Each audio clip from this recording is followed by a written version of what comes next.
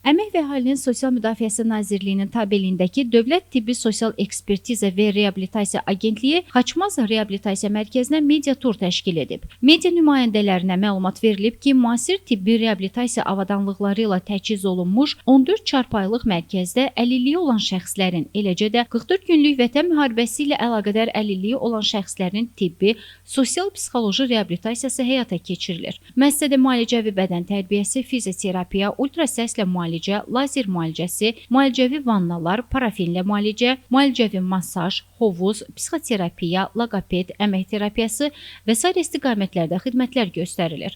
Cari ilin 11 ayında Xaçmaz Reabilitasiya Mərkəzində əlilliyi olan 5000-dən çox şəxs reabilitasiya xidmətləri ilə təmin edilib.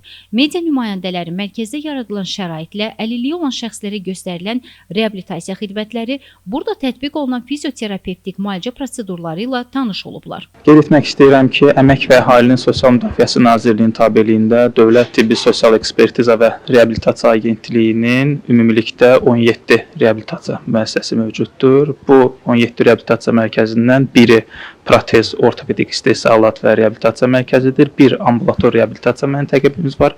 Digərləri isə həm uşaqlara, həm böyüklərə, yəni 18 yaşdan yuxarı 50 olan şəxslərə xidmət göstərən reabilitasiya mərkəzləridir. Hazırda olduğumuz mərkəz Xaçmaz Reabilitasiya Mərkəzidir. Bu mərkəzimiz 18 yaşdan yuxarı əlilliyi olan şəxslərə reabilitasiya xidmətləri göstərilir. Burada həm tibbi, həm də sosial-psixoloji reabilitasiya xidmətləri ilə vətəndaşlar təmin olunurlar. Ən çox elektroforez, fanaforez, darsan valv, yəni ayağımda sinirlə bağlı problemlər olur. Onlarla bağlı ən çox toklardan istifadə edirəm. Vannalar var, hovuz var, ən çox istifadə edədiyim bunlardır və çox fayda görürəm bunlardan. Reabilitasiyanı ən çox faydalandığım bu prosedurlardır. Ümumiyyətlə, burada şərait necədir? Şərait demək olar yüksək səviyyədədir. Bütün reabilitasiyalarda olduğu kimi. Amma Xaçmazda deyədim daha yüksək səviyyədədir.